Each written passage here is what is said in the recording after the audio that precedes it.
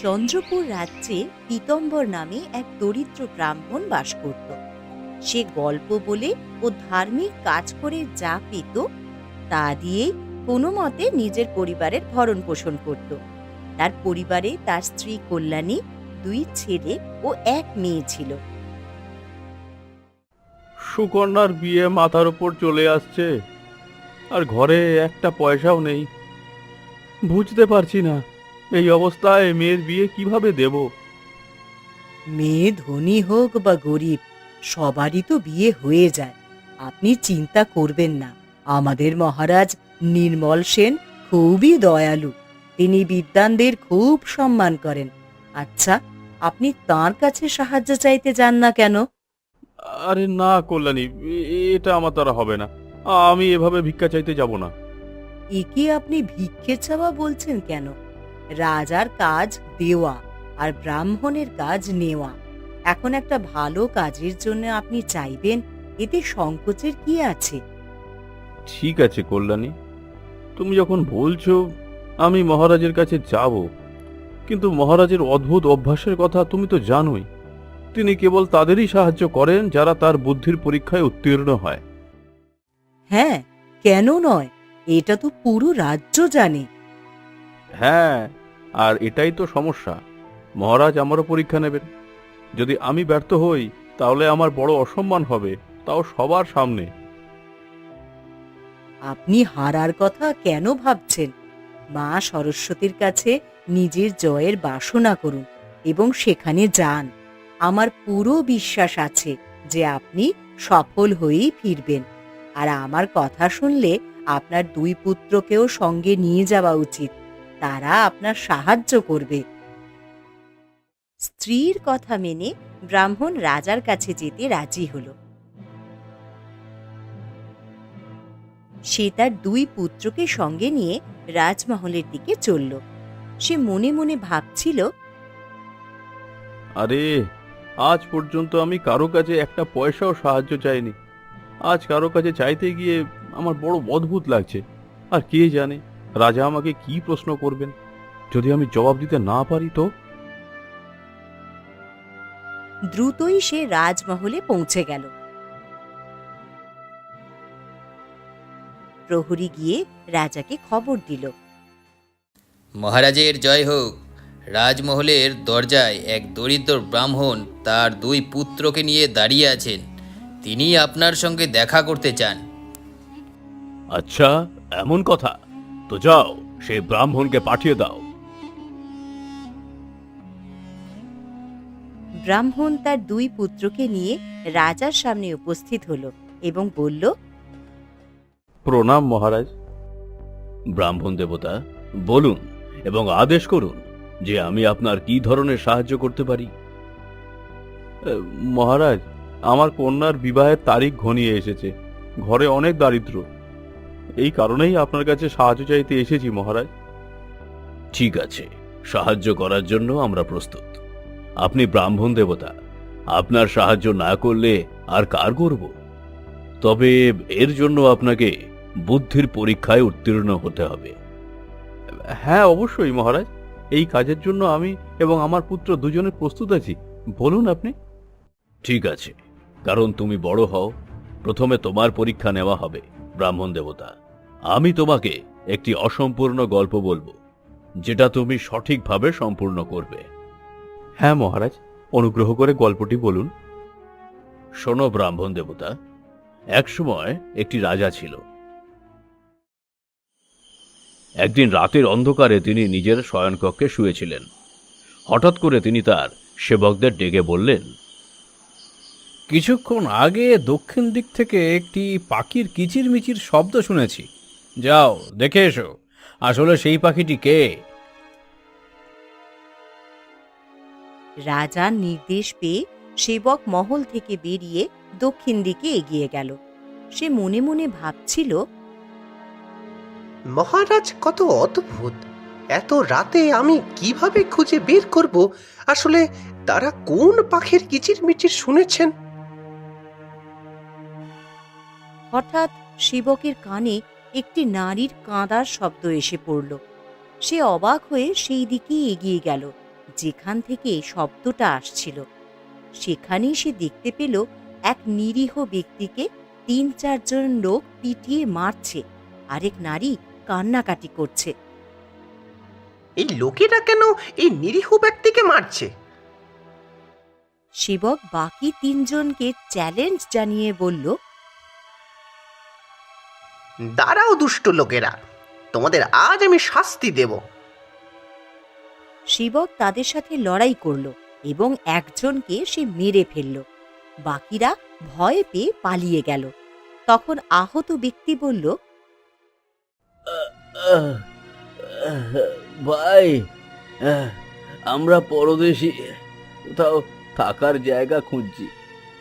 হঠাৎ এই লুটেরা আমাদের উপর আক্রমণ করলো। যদি তুমি না আসতে তারা আমাদের মেরে ফেলতো। ধন্যবাদ ভাই, অনেক ধন্যবাদ। আমাদের আমাদের সাহায্য করো ভাই, সাহায্য করো। ঠিক আছে, চিন্তা করো না, ঈশ্বর যা করেন ভালোই করেন। আমি অন্য কাজে বের হয়েছিলাম, তবু তোমাদের নিরাপদ স্থানে পৌঁছে দিচ্ছি। এরপর সেবক তাদের নিয়ে একটি ধর্মশালায় পৌঁছে দিয়ে সেখানে নিরাপদে থাকার ব্যবস্থা করল। যখন সে ফিরে এসে রাজপ্রাসাদে প্রবেশ করল, তখন রাজা প্রশ্ন করলেন, কোন পাখির কিচিরমিচির ছিল সেটা জানতে পারলে? মহারাজ, ক্ষমা করবেন, প্রাসাদ ছাড়ার সঙ্গে সঙ্গে আমি একটি নারীর কান্নার শব্দ শুনলাম। এরপর সেই নারী ও তার স্বামীকে নিরাপদ স্থানে নিয়ে গিয়েছি। পুরো ঘটনা শুনে রাজা খুব রেগে গেলেন। তিনি বললেন, তোমরা মূল কাজ করতে না গিয়ে অন্য কাজে লিপ্ত হয়ে পড়েছ। এজন্য আমি তোমাকে কারাগারে পাঠাবো। নিয়ে যাও ওকে। রাজা সেবককে কারাগারে পাঠিয়ে দিলেন। পরের রাতেই রাজা আবারও একই পাখির কিচিরমিচির শব্দ শুনতে পেলেন। আজ রাজা নিজেই সেই পাখির সন্ধানে বের হয়ে পড়লেন। তিনি যখন দক্ষিণ দিকের পথে একটু এগিয়ে চললেন, তখন হঠাৎ ঝোপঝাড়ের মধ্যে কিছু লোক দেখতে পেলেন। ঝোপের পেছনে যেন একটি গোপন বাড়ি থাকার মতন মনে হচ্ছিল। রাজা আরও কাছে গিয়ে তাদের কথা শোনার চেষ্টা করলেন। সেখানে 2 জন ব্যক্তি উপস্থিত ছিলেন। যেভাবেই হোক ভাই, আমাদের অবশ্যই প্রাসাদের গোপন স্থানের খবর বের করতে হবে, যাতে আমরা বিজয়নগর রাজাকে জানিয়ে উপযুক্ত পুরস্কার পাই। হ্যাঁ ভাই, তুমি একদম ঠিক বলেছ। আমরা দুজনে মিলে এই কাজটা সম্পন্ন করব। 2 জনের কথাবার্তা শুনে রাজা বুঝতে আর দেরি করেননি যে তারা শত্রু দেশ বিজয়নগর রাজ্যের গুপ্তচর। তিনি ভাবলেন, এরা শত্রু দেশের গুপ্তচর। আমাদের প্রাসাদে প্রবেশের পরিকল্পনা করছে। এদেরকে শাস্তি দেওয়া উচিত। তখন রাজা নিজের তলোয়ার তুলে ওই 2 জনের পেছনে ধাওয়া করলেন এবং তাদের হত্যা করে দিলেন। এরপর রাজা ফিরে এসে প্রাসাদে পৌঁছালেন এবং সঙ্গে সঙ্গে তার সেই সেবককে কারাগার থেকে বের করে বললেন, আমরা তোমাকে মুক্ত করছি। গল্পের নিয়ম অনুযায়ী যখন রাজা একবার সেবককে শাস্তি দিয়েছে, তাহলে কেন তাকে আবার মুক্ত করলেন? আপনি সেটা ব্যাখ্যা করতে পারবেন? অবশ্যই, শুনুন বলছি। মহারাজ সৈনিককে মুক্ত করার সময় বলেছিল, সৈনিক, তুমি নির্দোষ। আমি নিজেও পাখির খোঁজে গিয়েছিলাম।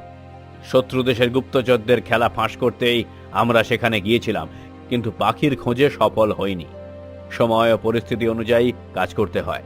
তুমি সেটাই করেছো, তাই তুমি নির্দোষ। এরপর মহারাজ ব্রাহ্মণ দেবতাকে বললেন, সঠিক উত্তর দিয়েছেন ব্রাহ্মণ দেবতা, একদম সঠিক। এবার আমি তোমার পুত্র বিজয়ের পরীক্ষা নিতে চাই। হ্যাঁ মহারাজ, আমি প্রস্তুত, আপনি আমার পরীক্ষা নিন। শোনো, খেড়া গ্রামের প্রধান হরসুখ ছিলেন খুব বুদ্ধিমান। তিনি প্রতিদিন গ্রামের লোকেদের নতুন নতুন প্রশ্ন করতেন। ওই গ্রামেই একটি ছেলে ছিল, তার নাম ছিল বিরজু। সে প্রতিটি প্রশ্নের যথেষ্ট বুদ্ধিমত্তা ও সূক্ষ্মতা দিয়ে উত্তর দিত। একদিন মুখিয়াজি বিরজুকে জিজ্ঞাসা করলেন, ও বিরজু, তুমি কি আমার কাছে এমন দুইজন লোককে নিয়ে আসতে পারবে যাদের মধ্যে একজন কখনো সত্য বলে না আর অন্যজন কখনো মিথ্যা বলে না? হ্যাঁ মুখিয়াজি, আমি এমন লোককে নিয়ে আসতে পারবো। আপনি আমাকে শুধু একদিনের সময় দিন, আমি নিয়ে আসবো। ঠিক আছে বিরজু, তোমাকে কালকে সময় দিলাম।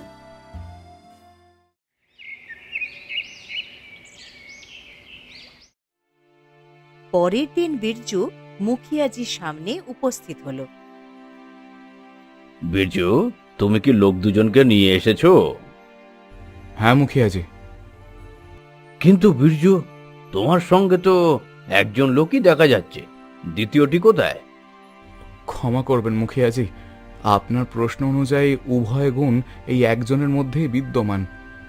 তুমি পাগল হয়ে যাওনি তো? এরপর মহারাজ বললেন, যুবক, তুমি কি বলতে পারবে কেন বিরজু তার যুক্তিতে এতটাই অটল ছিল? বিরজু ঠিকই বলেছিল, ও গ্রাম প্রধানকে বলেছিল। মুখিয়াজি, এই মানুষটি জীবনে কোনোদিনও মিথ্যে বলেনি, আবার সত্যও বলেনি, কারণ সে জন্ম থেকেই বোবা। বাহ বিরজু, তোমার বুদ্ধিমত্তা আমাকে খুব আনন্দ দিয়েছে। বাহ, তোমার এই বুদ্ধি দেখে আমি খুব প্রসন্ন হয়েছি। তোমার ইচ্ছাও আমরা পূর্ণ করব। এরপরে রাজা অজিতের দিকে তাকালেন। এবার তুমি বলো, তুমি কি পরীক্ষার জন্য প্রস্তুত? জি মহারাজ, আমি পুরোপুরি প্রস্তুত, প্রশ্ন করুন। বেশ, তাহলে শোনো, আমি তোমাকে একটা কাহিনী শোনাচ্ছি, যেটা মানব সভ্যতা বিকাশের আগে।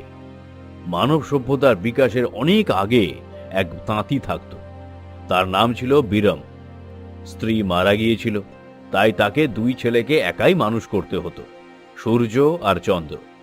ধীরে ধীরে সময় চলে গেল, আর দুই পুত্র বড় হয়ে গেল। হায় ভগবান, যদি আমার ঘর দেখাশোনার জন্য একজন স্ত্রী থাকতো, তবে ঘরটা গুছিয়ে রাখতো। আমি কত অভাগা।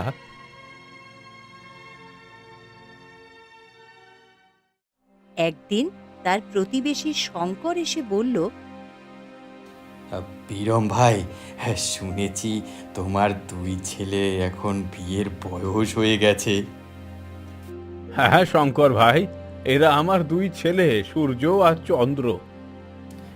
তাহলে শোনো, আমারও দুই মেয়ে আছে, ফুলুয়া আর চামেলি। আমি চাই তাদের সঙ্গে তোমার ছেলের বিয়ে হোক। আরে, এ তো শোনায় সোহাগা। আমি প্রস্তাব গ্রহণ করছি। এইভাবেই বীরমের দুই ছেলের বিয়ে হয়ে গেল। ঘরে এলো দুই নববধূ। তারা আসা মাত্রই অগোছালো ঘরখানা ছকছকে করে তুলল। এই তো আমি চেয়েছিলাম, আমার ঘর সাজানো গোছানো হলো, মন ভরে গেল। 1 বছর বেশ সুখেই কাটল। তারপর দুই বধূ শ্বশুরকে বলল,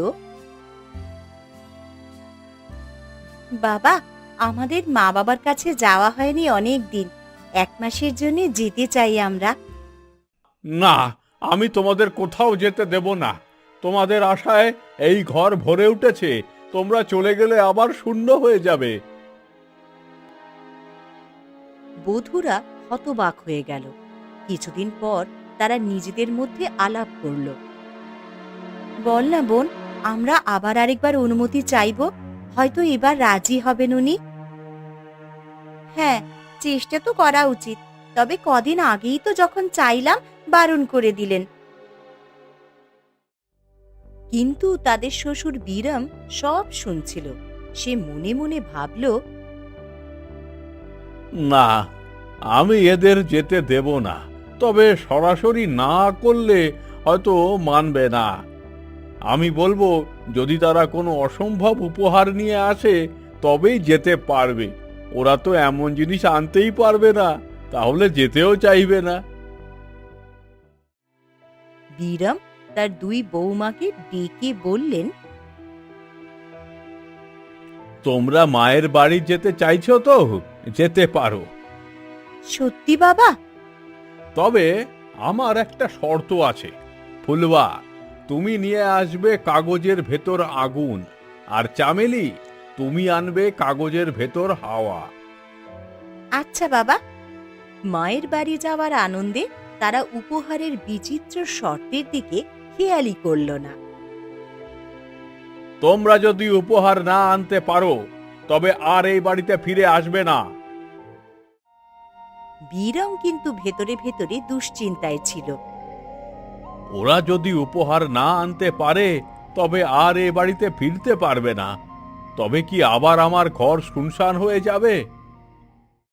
দুজন বৌমা মায়ের বাড়ি গিয়ে মাসখানেক থাকল। সময় কেটে গেল হাসি আর আনন্দে। তারপরে একদিন ফুলুয়া মাকে বলল, মা, আমরা 1 মাসের অনুমতি নিয়ে এসেছি। এখন আমাদের ফেরার সময় হয়েছে, কিন্তু এক বড় বিপদ আছে। আমাকে কাগজের ভেতরে আগুন নিয়ে ফিরতে হবে। সে কি? এ কেমন কথা? কাগজে আগুন রাখা যায় নাকি? কাগজ তো নিজেই পুড়ে যাবে তাহলে। আর হাওয়া? আমাকে কাগজে ভরে হাওয়া নিয়ে যেতে হবে মা। আরে সেটাই বা কাগজে ভরে আনবে কেমন করে? কি সব ভুলভাল বলছো তোমরা দুজন? যা কিছুই করে হোক আমাদের সমস্যার একটা ব্যবস্থা করো মা। মা গভীর চিন্তায় পড়লেন। তখন তো আমরা উপহারের অর্থ না বুঝেই ওনাকে হ্যাঁ করে ফেলেছি, আর এখন বোঝা যাচ্ছে কাজটা কত দুরূহ। আর না ভেবেচিন্তে হ্যাঁ বলাটা আমাদের একেবারেই উচিত হয়নি। তোমরা দুজনে তো আমাকে এখন বিপদে ফেলে দিলে। এই রকম কাগজ এখন আমি কোথায় পাবো বলো? যা কিছুই করে হোক আমাদের সমস্যার একটা ব্যবস্থা করো মা। তবে ভয় নেই, আমি তোমাদের নিয়ে যাব মাতাই প্রধানের কাছে। তিনি জ্ঞানী মানুষ, নিশ্চয়ই উপায় বলে দেবেন তিনি। তিনজনেই প্রধানের কাছে গিয়ে সব কথা খুলে বলল। প্রধানজি, আপনি আমাদের গ্রামের সবচেয়ে জ্ঞানী ব্যক্তি। মেয়েদের এই সমস্যার সমাধান আপনি ছাড়া আর কেউ করতে পারবে না। দুজন বউ প্রধানকে সব বলল। প্রধান মন দিয়ে সব শুনলেন। তারপরে হেসে বললেন, চিন্তা করো না বেটিরা, মানুষ চাইলে কোনো কাজই অসম্ভব নয়। কাগজেই আগুন থাকবে, কাগজেই হাওয়া বন্দী হবে। তাহলে তাড়াতাড়ি আমাদের সমস্যার সমাধানটা বলে দিন, আমাদের তবে অনেক উপকার হবে। তখনই রাজসভায় গল্প শুনিয়ে চলা মহারাজ নির্মল সেন জিজ্ঞেস করলেন, তাহলে বলো তো অজিত, মাতাই প্রধান কি কৌশল বের করলেন? শোনো মহারাজ, প্রধান অনেক জ্ঞানী। মাতাই প্রধান ঘরের ভেতরে প্রবেশ করলেন, কিছুক্ষণ বাদে হাতে একটা কাগজের পাখা নিয়ে বেরিয়ে এলেন। চামেলি, নাও এই কাগজের পাখাটা। যখনই তুমি এটাকে দোলাবে তখনই বাতাস আসবে। এভাবেই তুমি কাগজে হাওয়া নিয়ে যেতে পারবে।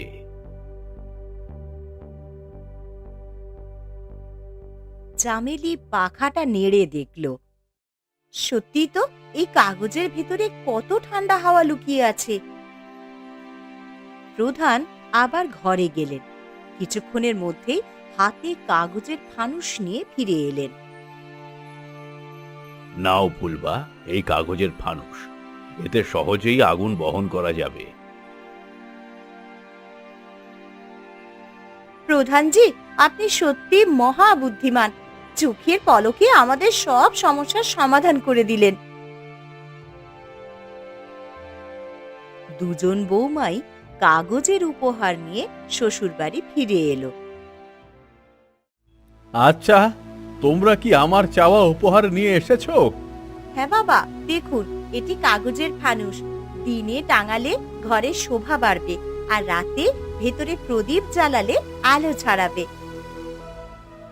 আর এই যে বাবা, কাগজের পাখা, আপনি একবার মুখের কাছে দুলিয়ে দেখুন, কি ঠান্ডা হাওয়া আসছে।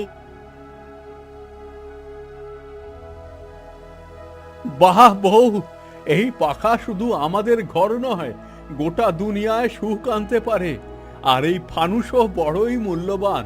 তবে তোমরা দুজনই এই সব উপহারের থেকেও বেশি দামি। আমি ভীষণ খুশি হয়েছি। এখন থেকে যখন খুশি তখনই মায়ের বাড়ি যেতে পারবে। এখানেই গল্প শেষ করলো অজিত। অভিনন্দন অজিত, তুমি অপূর্বভাবে গল্প শেষ করেছো। তুমিও আমাদের পরীক্ষা পাশ করলে। ধন্যবাদ মহারাজ, ধন্যবাদ। ব্রাহ্মণ দেবতা, তুমি আর তোমার ভাই দুজনেই বিদ্বান ও বুদ্ধিমান। তোমার মেয়ের বিয়ে অনেক বড় করে হবে। তবে আমার একটা শর্ত আছে। এখনো কি কোনো শর্ত বাকি আছে মহারাজ? হ্যাঁ ব্রাহ্মণ দেবতা, আমি চাই আমার দুই কন্যার বিবাহ তোমার দুই ছেলের সঙ্গেই হোক। মানে তোমাকে আত্মীয় বানাতে চাই। এ কি বলছেন মহারাজ? রাজকন্যাদের সঙ্গে আমার গরিব ছেলেদের বিয়ে? কোথায় রাজা ভোজ, কোথায় গঙ্গু তেলি? না ব্রাহ্মণ দেবতা, এ সিদ্ধান্ত অনেক ভেবেচিন্তেই নিয়েছি। তুমি কোনো দুশ্চিন্তা করো না।